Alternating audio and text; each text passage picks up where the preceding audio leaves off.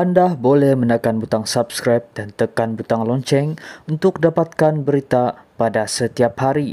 Anda juga boleh meninggalkan komen Anda. Setiap dari komen Anda amatlah kami hargai. Terima kasih. Suruhanjaya Pencegahan Rasuah Malaysia diminta menyegerakan siasatan ke atas dakwaan dibuat mantan Perdana Menteri Tun Dr. Mahathir Mohamad berhubung perjanjian yang dimeterai antara pengurusi Pakatan Harapan Datuk Seri Anwar Ibrahim dan Presiden UMNO Datuk Seri Ahmad Zaid Hamidi.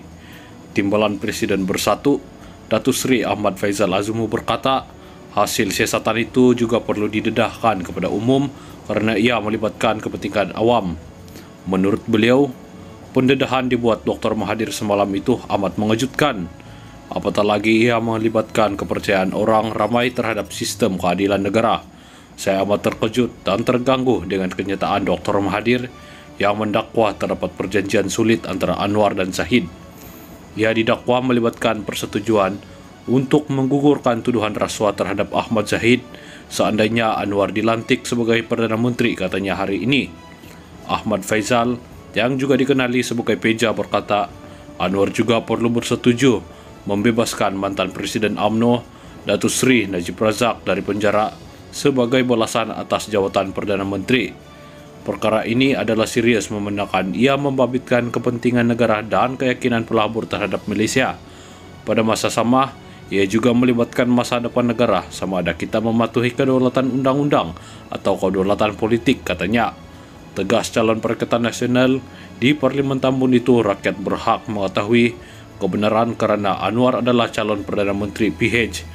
Malah dakwaan ini juga datang daripada negarawan dan bekas Perdana Menteri.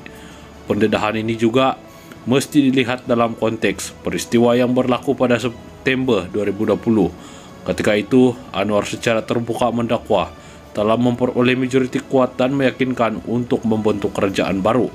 Walaupun didesak ketika itu, Anwar enggan menyatakan dari mana beliau mendapat sokongan ahli parlimen yang mencukupi untuk membentuk kerajaan, katanya. Faizal berkata, jelas pada masa itu bahawa jumlah sokongan hanya boleh diperoleh daripada Ahmad Zahid dan UMNO.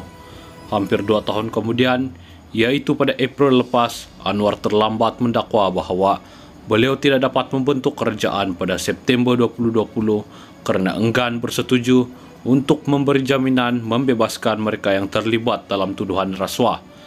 Jika penjelasan terlewat ini benar, kenapa Anwar mengambil masa hampir 2 tahun untuk berkata demikian? Mengapa beliau tidak mendedahkan perkara ini pada tahun 2020? Justru itu, penjelasannya pada tahun ini adalah tidak meyakinkan, tegasnya. Pada pilihan raya umum ke-15, 19 November nanti, Faizal yang akan bertanding di Parlimen Tambun bakal berdepan cabaran Anwar dan 2 calon lain iaitu Datuk Aminuddin Muhammad Hanafiah daripada Barisan Nasional dan Abdul Rahim Tahir daripada Pejuang. Sekian berita daripada kami.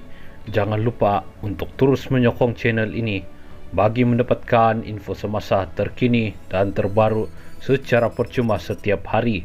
Terima kasih.